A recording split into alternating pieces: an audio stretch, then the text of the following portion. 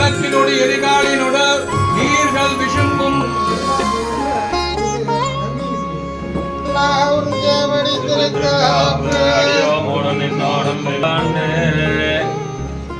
पुरुषसदेन्द्रिय आयुष्येवेन्द्रिये प्रतिष्ठति